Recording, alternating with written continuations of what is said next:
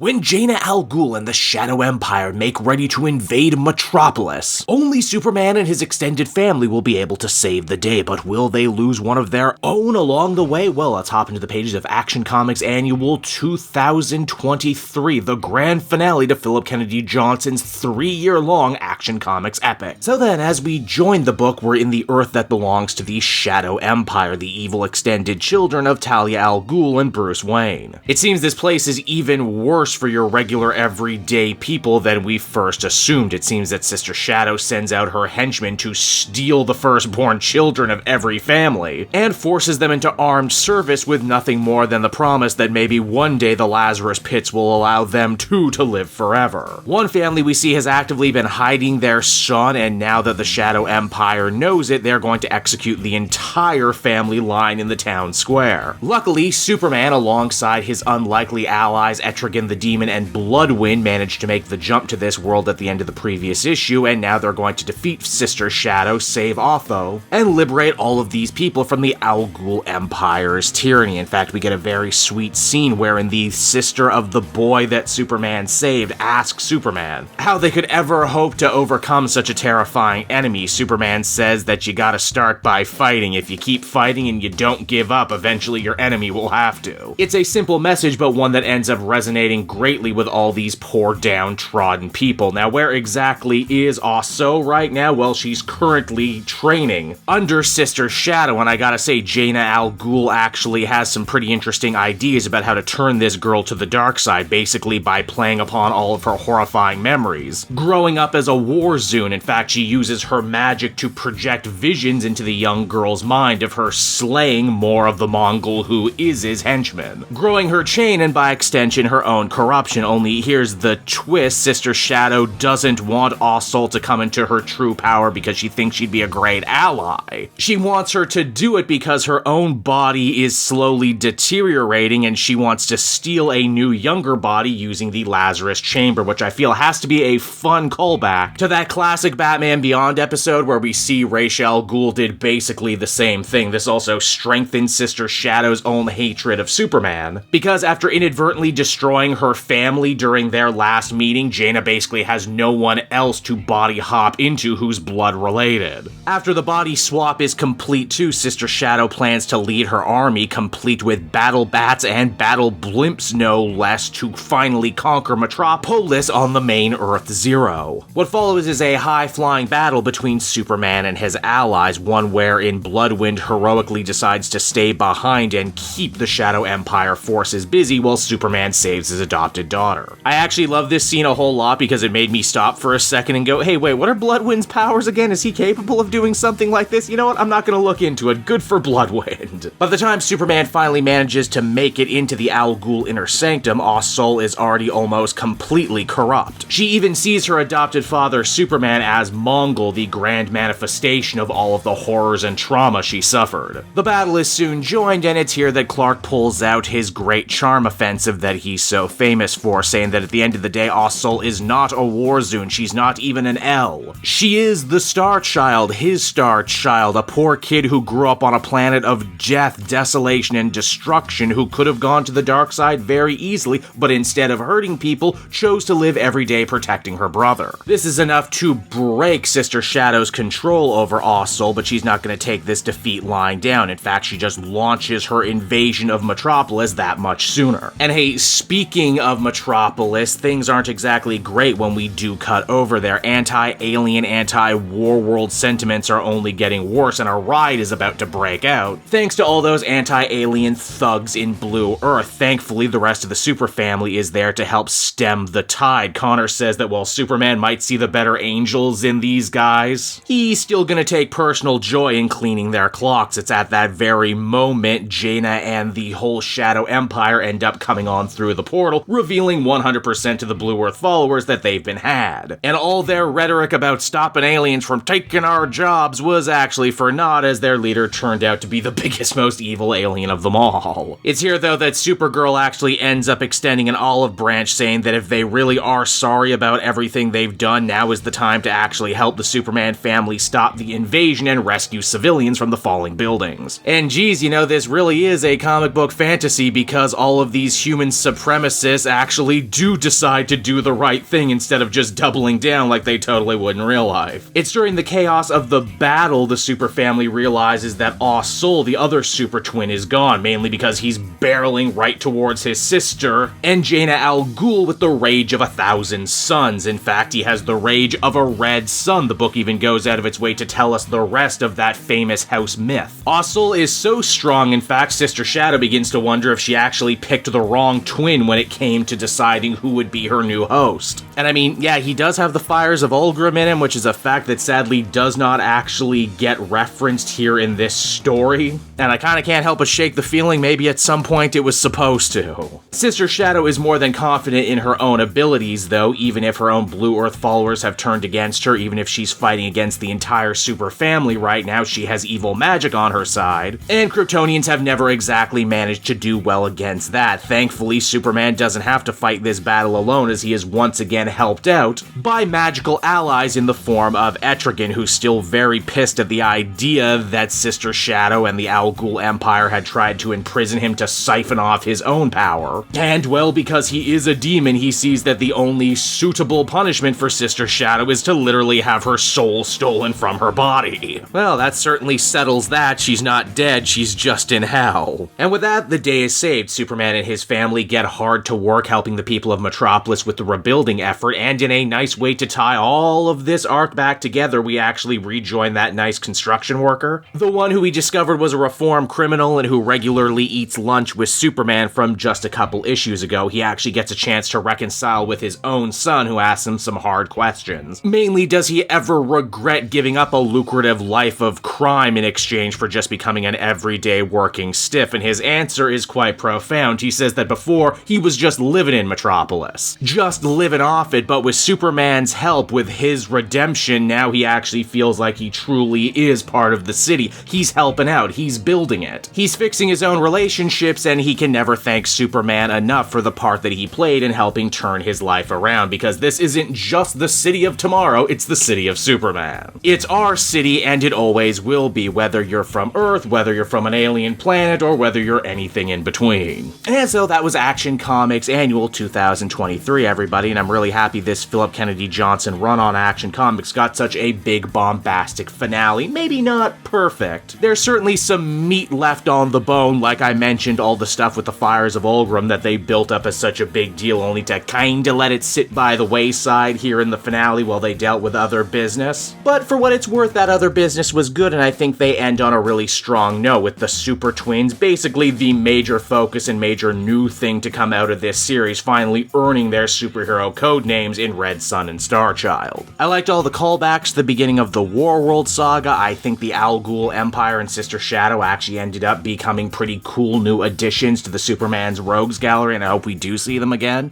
I wish every member of the extended Superman family got their own chance to shine in the final battle, but Connor got his moment, and so did Supergirl, and all the other characters got backups at some point or another. So, you know, I can't complain too much. It's also a really nice looking finale too, and I'd be lying if I said the stuff with the construction worker didn't tug on my own personal heartstrings and bring everything nice together and wrap it in a fun little bow. I think Philip Kennedy Johnson and company should be happy about what they accomplished in the last 3 years, and I think once this is all collected in an omnibus, and I really hope it is, I think it'll read really well for future generations. This series was definitely on my best of the year list. If you haven't seen that video, I made a really fun podcast with Sal from Comic Pop over on their podcast channel, so go check that out. As far as this final issue though, I would give it a much deserved 9 out of 10, and I'm interested to see where the series is going to go from here, now that we're going to be entering a guest writer-esque era.